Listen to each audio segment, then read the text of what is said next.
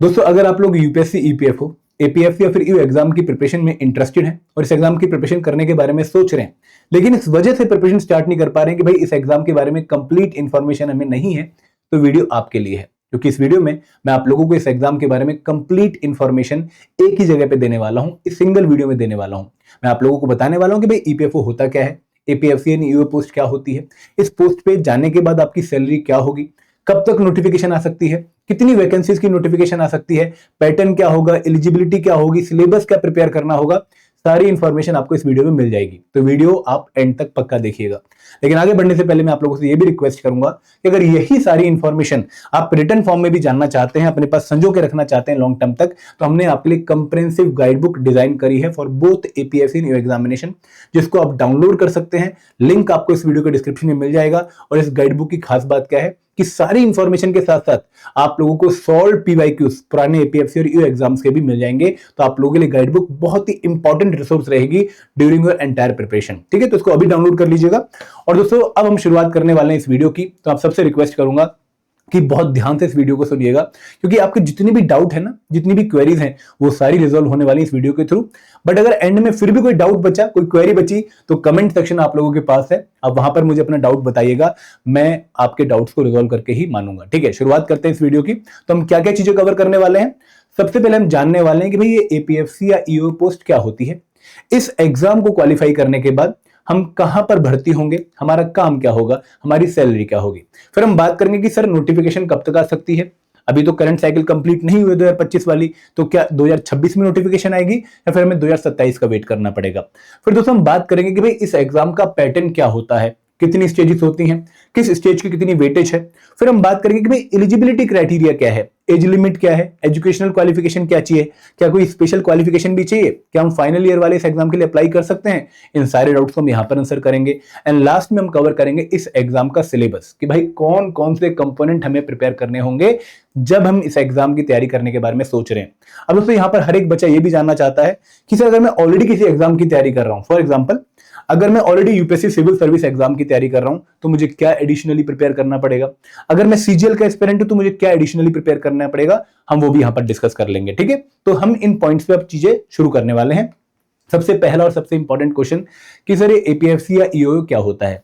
देखिए, एपीएफसी है assistant provident fund commissioner. आप इस फुल फॉर्म को याद रख लीजिए, क्योंकि आप जब इस एग्जाम को क्वालिफाई कर लेंगे तो यही आपकी प्रोफाइल बनेगी, assistant provident fund commissioner. And EO है इन्फोर्समेंट ऑफिसर, अकाउंट ऑफिसर। अब दूसरे दो पोस्ट के नाम हो गए।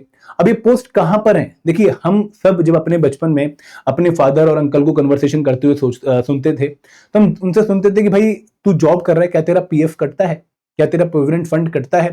देखो, ये पीएफ कटता है या ये कौन काटता है या फिर कौन इसको मैनेज करता है, इसकी ऑर्गेनाइजेशन के बारे में हमने कभी सोचा नहीं। तो वो ऑर्गेनाइजेशन है EPFO, employees provident fund organisation. ना सिर्फ हमारे देश की बल्कि दुनिया की सबसे बड़ी सोशल सिक्योरिटी ऑर्गेनाइजेशन। इसका लगभग 30 करोड़ का क्लाइंटल बेस है। इस ऑर्गेनाइजेशन में मल्टीपल पोस्ट होती है। ठीक है, जैसे यहां पर एक रीजनल प्रोविडेंट फंड कमिश्नर होता है, एसएसए होता है, पीए होता है। तो वहां पर दो पोस्ट और है, एपीएफसी और ईओ की। तो ईपीएफओ ऑर्गेनाइजेशन, जो कि ministry of labour and employment के अंडर आती है, वर्ल्ड की लार्जेस्ट सोशल सिक्योरिटी ऑर्गेनाइजेशन का पार्ट बनती है। यहां पर दो वैकेंसीज, दो पोस्ट होती हैं। एक पोस्ट होती है असिस्टेंट प्रोविडेंट फंड कमिश्नर की, और दूसरी पोस्ट होती है enforcement officer and account officer की। ठीक है, और भी बहुत सारी पोस्ट होती हैं, लेकिन इन दोनों पोस्ट के लिए रिक्रूटमेंट भी होती है। ठीक है, और ये दोनों पोस्ट क्या है मैं आपको वन बाय वन बता देता हूं। अगर हम बात करें एपीएफसी पोस्ट की, तो एपीएफसी पोस्ट जैसे मैंने आपको फुल फॉर्म पहले बता दी, assistant provident fund commissioner. Assistant provident fund commissioner ये इस पोस्ट का नाम है एपीएफसी का। ये बैकबोन मानी जाती है ईपीएफओ ऑर्गेनाइजेशन की। ठीक है, जितने भी ईपीएफओ के एक्ट हैं, स्कीम्स हैं, उनको एडमिनिस्टर करना, लोगों को उनके बारे में बताना, इंडस्ट्रीज को रेगुलेट करना, उनके खिलाफ इंक्वायरी करना अगर वो इन एक्ट्स को नहीं मानते हैं, उन स्कीम्स को नहीं मानते हैं, ये इस पर्टिकुलर पोस्ट की प्रोफाइल होती है। अब दोस्तों, इस पर्टिकुलर पोस्ट पे आप लोगों को दो तरीके से भर्ती किया जा सकता है। कैसे कि भाई अगर आप ऑलरेडी ईओ हैं, तो आप लोगों को प्रमोट होके एपीएफसी बनने का मौका मिलेगा। तो वो तो विद इन दी ऑर्गेनाइजेशन एक चैनल हो गया कि भाई आप डायरेक्ट प्रमोशन के थ्रू एक लोअर लेवल पोस्ट ईओ से प्रमोट होके एपीएफसी बन जाओगे। और दूसरा तरीका क्या है इस पोस्ट पे पहुंचने का, जो आप लोग फॉलो करने वाले हैं, वो है डायरेक्ट रिक्रूटमेंट का। देखो, दो तरीके हैं रिक्रूटमेंट के, इस पोस्ट पे पहुंचने के। एक है डायरेक्ट प्रमोशन, जो कि ईओ प्रमोट होकर डीपी के थ्रू एपीएफसी बन जाएगा, और दूसरा है डायरेक्ट रिक्रूटमेंट, जहां पर आप एक एग्जाम का पार्ट बन के इस पोस्ट पे सिलेक्ट हो सकते हो। तो यहां पर आप ये वाला रूट फॉलो करने वाले हो। तो एपीएफसी पोस्ट के लिए एग्जाम कंडक्ट होता है। अब कौन एग्जाम कंडक्ट करता है? तो यहां पर ईपीएफओ खुद अपनी पोस्ट के लिए एग्जाम कंडक्ट नहीं करता है। ईपीएफओ रिक्वेस्ट करता है union public service commission UPSC को कि भाई आप मेरी एक पर्टिकुलर पोस्ट की इतनी वैकेंसीज के लिए एग्जाम कंडक्ट करवा दो। तो फॉर एग्जांपल पिछली बार अगर 74 वैकेंसीज थी on the post of APFC जिनको डायरेक्ट रिक्रूटमेंट चैनल के थ्रू फिल किया जाना था, तो ईपीएफओ ने यूपीएससी को रिक्वेस्ट भेजी भाई यूपीएससी आप मेरी 74 एपीएफसी वैकेंसीज के लिए रिक्रूटमेंट कंडक्ट करवा दो। फिर यूपीएससी ने टेस्ट लिया और सिलेक्ट करके बच्चों को दे दिया। तो इस तरीके से पूरा प्रोसीजर चलता है। अब एपीएफसी पोस्ट एक क्लास ए पोस्ट है। देखो हमारे देश में हम जितनी भी गवर्नमेंट सर्विसेज की बात करते हैं तो वहां पर हमें class A, class B, group C, group D 4 post देखने को मिलती हैं। तो ये क्लास ए मतलब टॉप लेवल पोस्ट है, बहुत तगड़ी पोस्ट है। और 7th पे कमीशन के हिसाब से आपको level 10 of the pay matrix की सैलरी ड्रॉ करने का मौका मिलता है। इसका मतलब क्या है कि भाई जब आप लेवल 10 पे भर्ती होंगे तो आपकी सैलरी इक्विवेलेंट होगी जितनी एक आईएएस आईपीएस ऑफिसर की होती है, क्योंकि उनका भी भर्ती के दौरान लेवल 10 ही होता है। तो यहां पर आपकी बेसिक पे 15,600 से लेकर 39,100 के बीच में रहेगी। ये स्टैंडर्ड लिमिट है गवर्नमेंट की। और आपकी जो ग्रेड पे रहेगी वो 5400 रहेगी। तो आपका जो पे बैंड बनेगा, जो आपकी पे रेंज बनेगी वो 56,100 से लेके 1,77,500 के बीच में रहेगी, क्योंकि लेवल 10 पे भी आपको मल्टीपल सब लेवल क्रॉस करने पड़ते हैं। जब आप एपीएफसी पोस्ट पे ज्वाइन करोगे, जब आपका ज्वाइनिंग का पहला दिन होगा, तब आपकी जो सैलरी आएगी वो लगभग 1,10,000 से लेकर 1,20,000 के बीच में रहेगी, डिपेंडिंग ऑन द सिटी जहां पर आपकी पोस्टिंग हुई है। फिर धीरे धीरे इसी लेवल पर आपकी जो है सैलरी इंक्रीज होगी। मैक्सिमम सैलरी आपकी लेवल पे 1,77,500 जा सकती है। फिर आप प्रमोट होकर आरपीएफसी बन जाओगे। तो ये आपका सिनेरियो रहेगा। ठीक है, क्लियर है कि पोस्ट क्या है, सैलरी कितनी आएगी इन हैंड, और आपकी 7th पे कमीशन के हिसाब से कौन सा लेवल है, ये आपको क्लियर हो गया। अगर मैं बात करूं ये एग्जाम कब कब कंडक्ट होता है, तो यहां पर इस एग्जाम का सिर्फ एक ही लकुना है। एग्जाम बहुत टॉप का है, लेकिन एक ही दिक्कत है कि भाई हर साल कंडक्ट नहीं होता है, रेगुलर एग्जाम नहीं है। अगर हम पिछले 25 सालों की बात करें तो 2002 में एग्जाम कंडक्ट हुआ था, फिर 2004 में कंडक्ट हुआ, 2004 के 8 साल बाद 2012 में कंडक्ट हुआ, फिर जल्दी से 2015 में कंडक्ट हो गया, लेकिन 2015 के बाद फिर 8 साल बाद 2023 में कंडक्ट हुआ, और फिर 2025 में जल्दी से कंडक्ट हो गया। और इस बार एक्सपेक्टेड है कि भाई ये एग्जाम 2027 में दोबारा कंडक्ट हो जाए, 2026-27 में कंडक्ट हो जाए। क्लियर है। अब दोस्तों दूसरी पोस्ट भी है एक और जिसकी हमने डिस्कशन करी, वो है इन्फोर्समेंट ऑफिसर, अकाउंट ऑफिसर। देखो पहले तो आपको ये समझना है कि ये दो अलग अलग पोस्ट नहीं है। जब आप इस पर्टिकुलर पोस्ट के एग्जाम को क्वालिफाई करते हैं तो पहले कुछ साल, पहले कुछ जॉब के टाइम पर आप अकाउंट ऑफिसर की भूमिका निभाते हैं। अकाउंट ऑफिसर एक ऑफिस जॉब है जहां पर आपको ऑफिस में बैठ के काम करना पड़ता है, अकाउंट्स को सेटल करना पड़ता है, क्लेम्स को सेटल करना पड़ता है, अकाउंट्स मेंटेन करने पड़ते हैं। तो ये आपकी ऑफिस जॉब हो गई। फिर यही ऑफिसर कुछ सालों बाद इन्फोर्समेंट ऑफिसर बन जाता है, जहां पर उसका काम ईपीएफ एक्ट को इन्फोर्स करना होता है। ये फील्ड ऑफिसर बन जाता है, इंडस्ट्रीज में विजिट करता है, चेक करता है कि भाई इस इंडस्ट्री को एग्जम्प्ट होना चाहिए फ्रॉम ईपीएफ एक्ट या नहीं होना चाहिए, या इस इंडस्ट्री का जो कंप्लाइंस है क्या वो सही है या नहीं है। तो ये सारी जिम्मेदारी इन्फोर्समेंट ऑफिसर, अकाउंट ऑफिसर की होती है, और ये असिस्ट करता है ईपीएफसी को इन इट्स प्रॉपर फंक्शनिंग। ठीक है, ये भी एक बहुत तगड़ी पोस्ट है, क्लास बी पोस्ट है, और ये लेवल 8 की सैलरी ड्रॉ करती है एज पर दी 7th पे कमीशन। तो यहां पर क्या आपकी बेसिक पे रहेगी 9300 से लेकर 34,800, और आपकी ग्रेड पे 4800 रहेगी। तो आपकी जो सैलरी रेंज बनेगी वो 47,600 से लेकर 1,51,100 के बीच में बनेगी। और जब आप ज्वाइन करते हैं तो आपकी जो इन हैंड सैलरी, हाथों में जो सैलरी आती है, वो लगभग 85,000 से लेकर 90,000 के बीच में आती है, depending on the city in which you are posting. ठीक है, क्योंकि सिटी के बेसिस पे कई बार आपका एचआरए, डीए वगैरह वेरी कर जाता है, तो इसलिए रेंज बन जाती है। अदरवाइज आपकी सैलरी अगर मैं बोलूं तो आप 88,000 मान के चलिए ईपीएफओ ईओ पोस्ट पे, और लगभग 1,10,000 मान के चलिए ईपीएफसी पोस्ट पे। तो चीजें क्लियर हो गई कि भाई ईपीएफओ क्या है, पोस्ट क्या है, सैलरी क्या है। तो मन में एक लड्डू फूटा होगा कि हाँ यार जो है पोस्ट तो काफी अच्छी है, class A class B post है, सैलरी भी काफी अच्छी है। अब दोस्तों ईओ एग्जाम के बारे में आपको एक और चीज पता होनी चाहिए कि भाई ये एग्जाम पिछले कुछ सालों से हमें काफी रेगुलर देखने को मिल रहा है। हर साल भले ही नहीं आता, लेकिन एक रेगुलर इंटरवल पे आ रहा है। 2017 में आया, फिर 21 में आया, फिर 23 में आया, फिर 25 में आया, और इस बार भी एक्सपेक्टेड है कि भाई 26-27 में एग्जाम आ सकता है। तो काफी बच्चे इन एग्जाम्स में पार्टिसिपेट करते हैं और अपने लिए एक बहुत अच्छा कैरियर का ऑप्शन चूज कर लेते हैं। ठीक है, अब दोस्तों आपके मन में एक जिज्ञासा जागी होगी, सर एक मोटिवेशन आपने दे दी कि भाई हाँ इस एग्जाम की तैयारी कर लो, लेकिन ये एग्जाम आएगा कब? देखो हमने ना इस एग्जाम की करंट रिक्रूटमेंट साइकिल के बाद कब नेक्स्ट रिक्रूटमेंट साइकिल होगी, इसके लिए ईपीएफओ को एक आरटीआई फाइल किया था। हमने बहुत सारे क्वेश्चन पूछे वैकेंसीज को जानने के लिए कि भाई इस पोस्ट पे कितनी वैकेंसीज हैं, और ये जानने के लिए कि भाई क्या नेक्स्ट रिक्रूटमेंट का प्रोसेस स्टार्ट हो गया है, नहीं हो गया है। तो देखो ईपीएफओ का हमें रिप्लाई आया। पहले मैं आपको क्वेश्चन बताता हूं कि हमने क्वेश्चन क्या पूछे। हमने बोला कि भाई एपीएफसी पोस्ट पे टोटल सैंक्शन स्ट्रेंथ क्या है और इस टाइम पर कितने लोग वर्किंग है उस पर्टिकुलर पोस्ट पे, ताकि हम इन दोनों को माइनस करके वैकेंसीज का नंबर निकाल लें। सिमिलरली हमने ईओ एग्जाम की जो है पोस्ट के रिगार्डिंग में ये इन्फॉर्मेशन मांगी ईपीएफओ से। और दोस्तों लास्ट में हमने पूछा कि भाई आपने क्या नेक्स्ट रिक्रूटमेंट साइकिल का प्रोसेस स्टार्ट कर दिया है या नहीं कर दिया है। तो हमें जो इन्फॉर्मेशन मिली वो ये मिली कि भाई इस पर्टिकुलर टाइम पर एपीएफसी पोस्ट की टोटल 455 जो है सैंक्शन स्ट्रेंथ है, इनमें से 278 ऑलरेडी वर्किंग है, और अगर मैं लास्ट टाइम की वैकेंसी 74 ऐड भी कर दूं तो भी दोस्तों ये नंबर माइनस ये नंबर मिलके हमें 103 वैकेंसीज वैकेंट दिखती हैं for the post of APFC. अगर इनमें से 50% डीपी मतलब डायरेक्ट प्रमोशन के थ्रू भी फिल हो और 50% डायरेक्ट रिक्रूटमेंट के थ्रू फिल हो, तो भी हमारे पास अराउंड 50 वैकेंसीज हैं for the post of APFC जो इस टाइम पर नोटिफिकेशन का पार्ट बन सकती हैं। तो लगभग 50-60 वैकेंसीज के रिगार्डिंग नोटिफिकेशन आ सकती है for the post of APFC. और अगर मैं ईओ की बात करूं दोस्तों यहां पर उसका रिप्लाई तो नहीं आया कि भाई ईओ की कितनी वैकेंसीज हैं, but as per other sources लगभग 150 से लेकर 200 वैकेंसीज हैं for the post of EO जिनकी नोटिफिकेशन हमें देखने को मिल सकती है। तो लगभग 50 से लेके 80 के बीच में एपीएफसी पोस्ट की नोटिफिकेशन और लगभग 150 से लेके 200 पोस्ट के बीच में ईओ की नोटिफिकेशन आ सकती है। कब आ सकती है?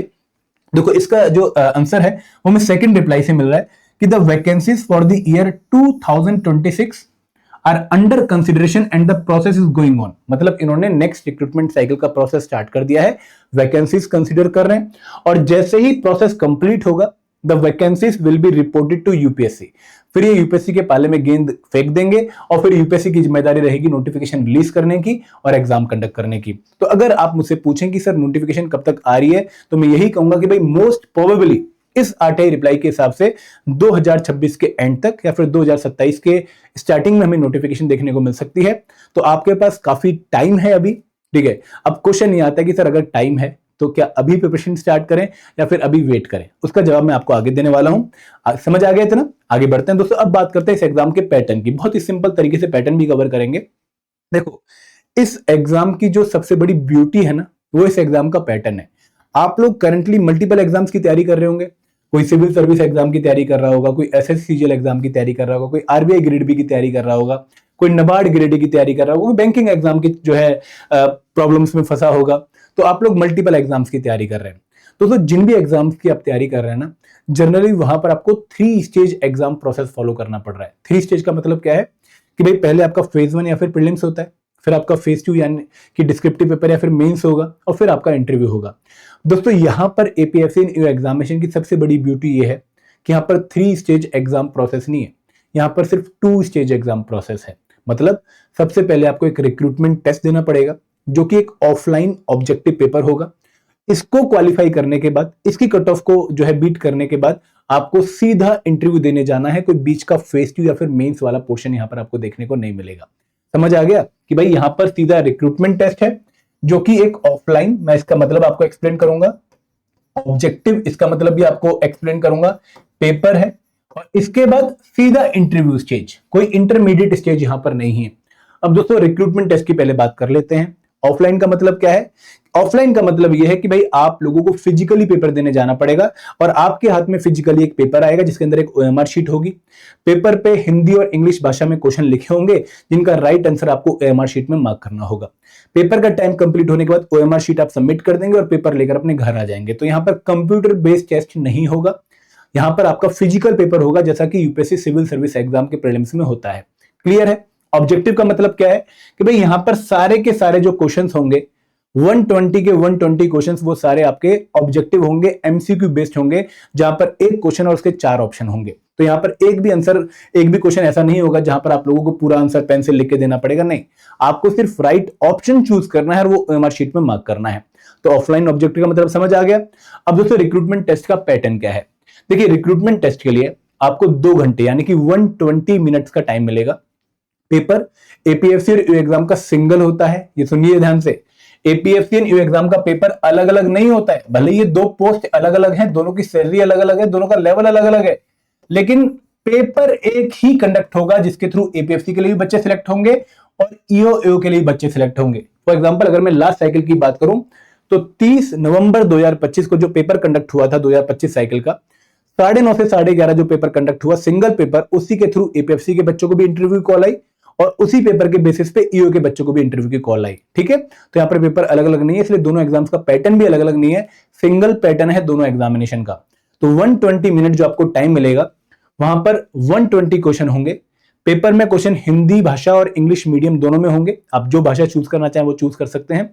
अब दोस्तों यहां पर हर क्वेश्चन 2.5 मार्क्स कैरी करता है, मतलब 120 क्वेश्चन हो गए, हर क्वेश्चन के 2.5 मार्क्स हो गए, तो टोटल पेपर जो रिक्रूटमेंट टेस्ट है वो 300 मार्क्स का हो गया। और बाई चांस अगर आप किसी क्वेश्चन का आंसर गलत लगा देते हैं तो आप लोगों को उसके जितने मार्क्स हैं 2.5 क्वेश्चन के, उसकी 1/3 जो कि स्टैंडर्ड यूपीएससी नेगेटिव मार्किंग है वो देखने को मिलती है एज अ पेनल्टी। तो फॉर एवरी रॉन्ग आंसर जो आप ओएमआर शीट पे मार्क करेंगे आपको 0.833 मार्क्स की पेनल्टी लगेगी, which is a very high penalty. आपको इसको रोकना पड़ेगा, कम करना पड़ेगा। क्लियर है? तो यहां पर 120 क्वेश्चंस 120 मिनट, हर क्वेश्चन के लिए लगभग 1 मिनट, देन हर क्वेश्चन 2.5 मार्क्स का, टोटल पेपर 300 मार्क्स का, पेपर इंग्लिश और हिंदी भाषा में, और आपकी negative marking 1/3 of marks of the question, मतलब 0.833 marks negative for every wrong answer. अब दोस्तों कुछ बच्चों के मन में डाउट आता है कि सर हम क्या कोई और भाषा में पेपर दे सकते हैं? नहीं भाई, हिंदी और इंग्लिश, और कोई भाषा नहीं है यहाँ पर। दूसरी बात भाई, यहाँ पर ना तो कोई सेक्शनल कट ऑफ है और ना ही कोई सेक्शनल टाइमिंग है। आपको हर कंपोनेंट के टोटल मिला के 120 क्वेश्चन देखने को मिलेंगे, English plus Hindi, English plus math plus reasoning plus science plus economics, सबके टोटल 120 हैं। तो उनमें आप जितना टाइम जिस सब्जेक्ट को एलोकेट करना चाहें उतना कर सकते हैं। कोई भी क्लियर ऐसी इंस्ट्रक्शन नहीं है कि भाई आपको पॉलिटी के लिए इतना ही टाइम देना है, क्वांट के लिए इतना ही टाइम देना है, ऐसी कोई इंस्ट्रक्शन नहीं है, और ना ही इनकी कोई सेपरेट कट ऑफ आती है। एक ओवरऑल कट ऑफ आएगी रिक्रूटमेंट टेस्ट की, जो बच्चा उस कट ऑफ को क्वालिफाई कर लेगा वो इंटरव्यू राउंड के लिए सिलेक्ट हो जाएगा, बीच में कोई इंटरमीडिएट स्टेज नहीं है। क्लियर हो गया? अब दोस्तों जब आप इंटरव्यू राउंड में जाओगे तो यहां पर आपका ऑफलाइन इंटरव्यू होगा जो कि दिल्ली में होता है, यूपीएससी के हेडक्वार्टर में, ऑफिस में, धौलपुर हाउस में, और ये इंटरव्यू आपका 100 मार्क्स का होगा, और यहां पर भी आप इंटरव्यू हिंदी या इंग्लिश भाषा में दे सकते हैं। अब दोस्तों इंटरव्यू में ना एक बहुत इंपॉर्टेंट पॉइंट ऐड कर दिया है कि यहां पर आप लोगों को अपनी कैटेगरी के हिसाब से कुछ मिनिमम मार्क्स स्कोर करने पड़ेंगे, तभी आपका इंटरव्यू क्वालिफाई माना जाएगा। अब इसका मतलब क्या है?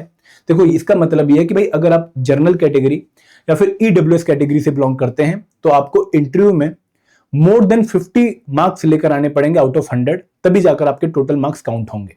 अगर आप ओबीसी कैटेगरी से बिलोंग करते हैं तो आपके 45 से ऊपर मार्क्स होने चाहिए। अगर आप शेड्यूल कास्ट, शेड्यूल ट्राइब या पर्सन बेंचमार्क डिसेबिलिटी कैटेगरी से बिलोंग करते हैं तो आपके 40 से ऊपर मार्क्स होने चाहिए, तभी आपके मार्क्स काउंट होंगे। मैं आपको समझाता हूं एग्जांपल के थ्रू। फॉर एग्जांपल मैं हूं, मेरा नाम है कुलदीप पाठक, ठीक है, और मैं बिलोंग कर रहा हूं अनरिजर्व कैटेगरी से, ठीक है, यूआर कैटेगरी से, जनरल कैटेगरी से, और मैं ये पेपर देने गया।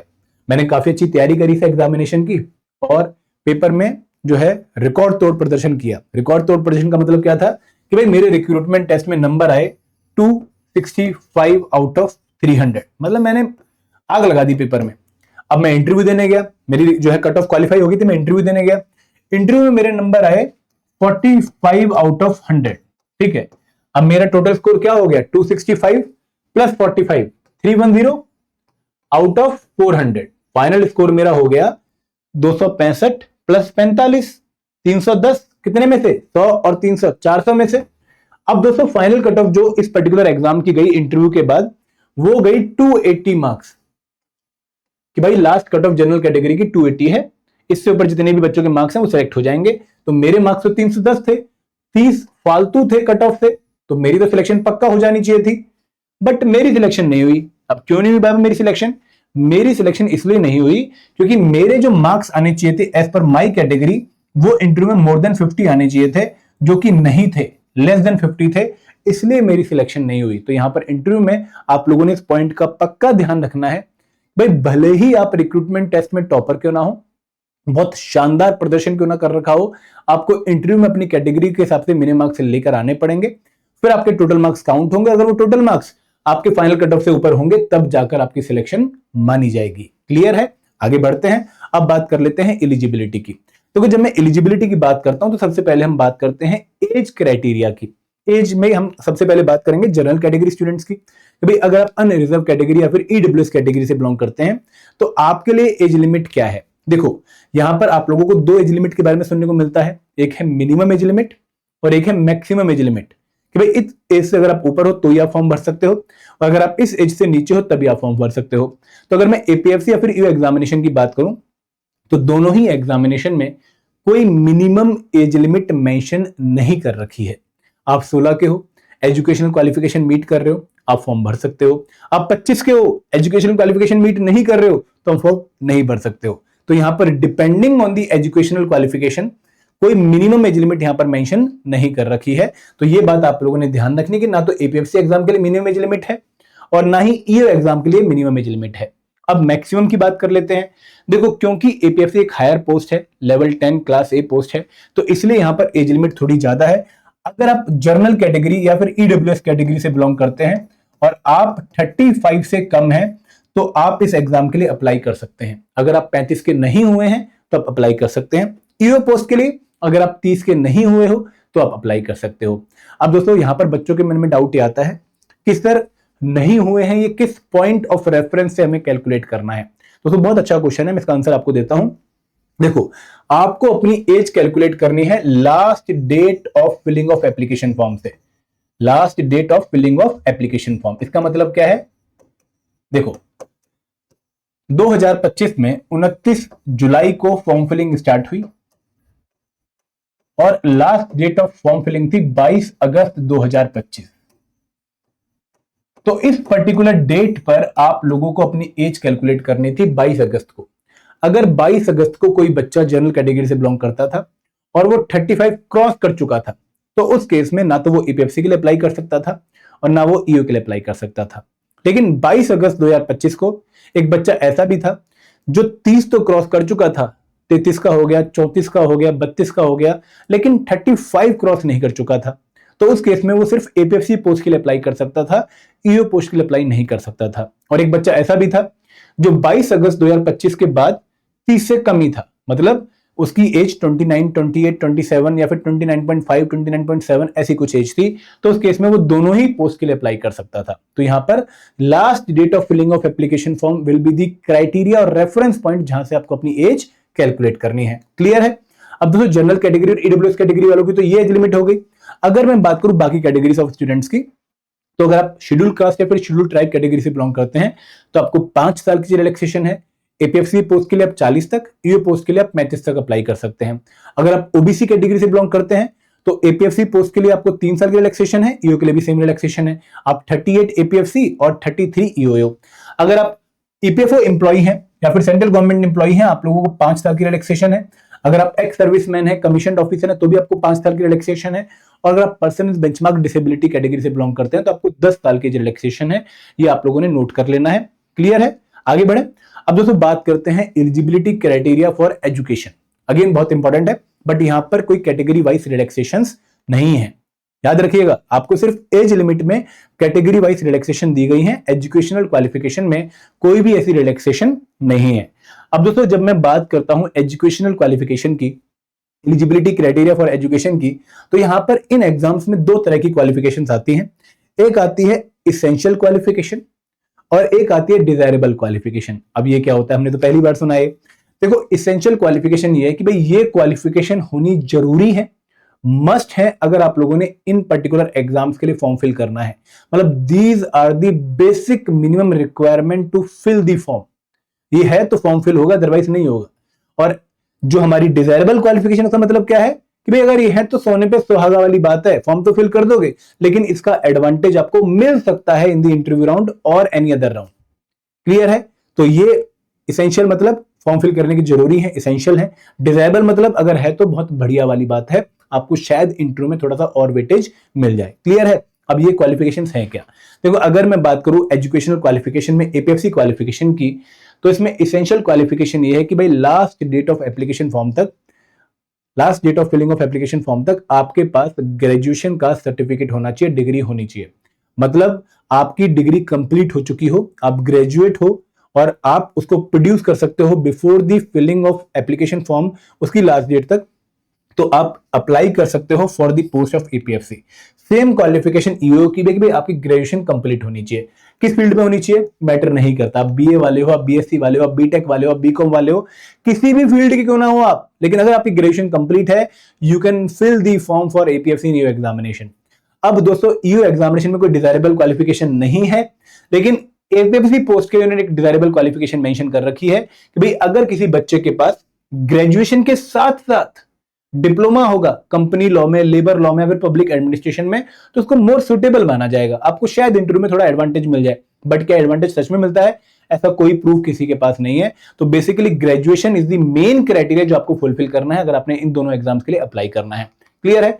अब दोस्तों कुछ क्वेश्चन आएंगे। क्वेश्चन क्या आएंगे कि सर क्या फाइनल ईयर वाला स्टूडेंट अप्लाई कर सकता है? नहीं दोस्तों, क्योंकि यहां पर ग्रेजुएशन कंप्लीट चाहिए, इसलिए फाइनल ईयर वाला स्टूडेंट अप्लाई नहीं कर सकता। ग्रेजुएशन जो है लर्निंग, ओपन लर्निंग के थ्रू या फिर डिस्टेंस एजुकेशन के थ्रू चलेगी, बिल्कुल चलेगी। आपने किसी भी तरीके से ग्रेजुएशन कंप्लीट करी है, किसी भी सब्जेक्ट में करी है, आप एलिजिबल हो अगर आपने ग्रेजुएशन कंप्लीट करी है। Last but not the least, एक डाउट बच्चे के मन में ये भी आता है कि सर क्या ग्रेजुएशन में कुछ मिनिमम मार्क्स होने चाहिए? नहीं होने चाहिए। आपके जितने भी मार्क्स हैं that is more than enough. अगर आपकी ग्रेजुएशन पास लिखी हुई है तो आप अप्लाई कर सकते हैं for the post of APFC in EO. Clear है वाला पॉइंट भी? आगे बढ़ते हैं। तो आई होप आपको एजुकेशनल क्वालिफिकेशन और एज लिमिट की जो है सारी जो है क्लैरिटी मिल गई होगी, कोई भी डाउट आपके मन में नहीं होगा। लेकिन अगर फिर भी कोई डाउट है तो कमेंट सेक्शन आपका वेट कर रहा है, वहां पर जाकर रिप्लाई मुझे कर सकते हैं। अब दोस्तों लास्ट चीज और डिस्कस कर लेते हैं, वो है सिलेबस। देखो मैं इस सिलेबस को आपको थोड़ा कंपेरेटिव फॉर्म में बताता हूं। देखो सिलेबस ऑफिशियल तो ये लिखा हुआ है, लेकिन हम इसको थोड़ा सिंपल तरीके से देखते हैं। मैं आपको इन कंपोनेंट्स के नाम पढ़ा देता हूं पहले एक बार, फिर हम इस पे आते हैं। देखो कंपोनेंट्स के नाम क्या है? General English, Indian culture, heritage and freedom movement, developmental issues, present trends in Indian economy, governance and constitution of India, general science and basic knowledge of computer application, elementary math, state and general mental ability, industrial relation, labour law and social security in India, principle of accountancy, auditing and insurance, और यहाँ पर current affair एक last topic है। तो ये आपका official syllabus हो गया। अब दोस्तों इसको एक सिंपल तरीके से देखते हैं। देखो जब भी हम इंडिया में किसी भी एग्जाम के बारे में बात करते हैं, कंपटीटिव एग्जाम के बारे में बात करते हैं, तो हमें वहां पर कुछ कंपोनेंट्स प्याज, लहसुन, धनिया की तरह बेसिक इंग्रेडिएंट्स की फॉर्म में देखने को मिलते ही मिलते हैं। ये कौन से कंपोनेंट्स हैं? क्वांट, आप लगभग हर एग्जाम का इसको पार्ट मानोगे। देन रीजनिंग, ये भी आपको लगभग हर एग्जाम में देखने को मिलेगी, लॉजिकल रीजनिंग। आप बैंकिंग एग्जाम की तैयारी कर रहे हैं, आप आरबीआई ग्रेड बी एग्जाम की तैयारी कर रहे हैं, आप यूपीएससी सीसेट की प्रिपरेशन कर रहे हैं, आपको ये कंपोनेंट्स पक्का देखने को मिलेंगे। देन दोस्तों इंग्लिश आपको पक्का देखने को मिलेगी, ठीक है, हमेशा आप इंग्लिश को एग्जाम्स में पाओगे। एंड दोस्तों इसके अलावा एक चौथा कंपोनेंट है करंट अफेयर, जो अगेन आपको लगभग हर एग्जाम में देखने को मिलता है। भले ही नाम से डिफरेंट हो, कहीं जनरल अवेयरनेस नाम होता है, कहीं जीके नाम होता है, कहीं करंट अफेयर ही नाम होता है, कहीं करंट इवेंट नाम होता है। तो ये चार कंपोनेंट आपके हर एग्जाम्स का पार्ट हैं, और ये कंपोनेंट आपको ईपीएफओ एग्जाम में भी प्रिपेयर करने पड़ेंगे for the post of APFC in EO. Clear है? तो यहाँ पे ये चार कंपोनेंट इस पर्टिकुलर एग्जाम का लगभग 1/3 वेटेज होल्ड करते हैं। अराउंड 120 में से 40 क्वेश्चन आपको इन चार कंपोनेंट से देखने को मिलेंगे। तो this is the basic part जो आप ऑलरेडी शायद किसी और एग्जाम्स के लिए प्रिपेयर कर रहे होंगे। आपको पीवाईक्यूज पक्का चेक करने पड़ेंगे, जो आप डाउनलोड कर सकते हैं, लिंक आपको वीडियो के डिस्क्रिप्शन में दिया गया है कि भाई इन एग्जाम्स में इनका लेवल क्या है, क्या आपकी करंट प्रिपरेशन आपको हेल्प कर देगी इन कंपोनेंट्स को यहां पर प्रिपेयर करने के लिए। सेकंड पार्ट क्या है? सेकंड पार्ट है GS subject, general study subject.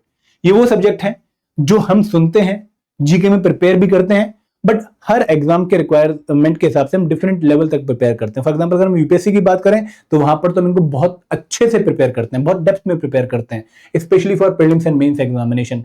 अगर मैं बाकी एग्जाम्स की बात करूं तो थोड़ा बहुत प्रिपेयर कर लेते हैं, स्टैटिक पोर्शन प्रिपेयर कर लेते हैं। ये कंपोनेंट्स है पॉलिटी, जिसका यहां पर नाम है governance and constitution of India. Then economy, Indian economy plus developmental issues, ठीक है। देन यहां पर एक कंपोनेंट है हिस्ट्री, जहां पर आपने फ्रीडम मूवमेंट के बारे में पढ़ा, लेकिन यहाँ पर एंशिएंट और मिडिवल हिस्ट्री भी आती है। देन दोस्तों आपने कल्चर भी पढ़ा होगा, Indian culture and freedom heritage. And last but not the least general science. ये 5 कंपोनेंट ऐसे हैं जिनको हम जीएस कंपोनेंट बोलते हैं, जनरल स्टडीज कंपोनेंट बोलते हैं। यूपीएससी एग्जाम में हम इनको काफी अच्छे से प्रिपेयर करते हैं, लेकिन बाकी एग्जाम्स में हम इनको थोड़ा बहुत प्रिपेयर करते हैं। तो ये इस पर्टिकुलर एग्जाम का, एपीएफसी एग्जाम का सेकंड पोर्शन है, जो सब्जेक्ट्स आपको प्रिपेयर करने पड़ेंगे, इनकी वेटेज भी लगभग 1/3 ऑफ दी होल पेपर है। ठीक है, ये दो पार्ट हो गए, क्लियर है। अब दोस्तों तीसरा एक सेक्शन आएगा, क्योंकि 1/3 2/3 हो गया, तो 1/3 अभी भी बचा है। 1/3 है स्पेशल कंपोनेंट। स्पेशल कंपोनेंट का मतलब क्या है कि भाई ये कंपोनेंट ऐसे हैं जो जर्नली आप लोग किसी और एग्जाम में प्रिपेयर नहीं करते हैं, आपको ये इन्हीं एग्जाम्स का जो है पार्ट देखने को मिलेगा। कौन कौन से कंपोनेंट है?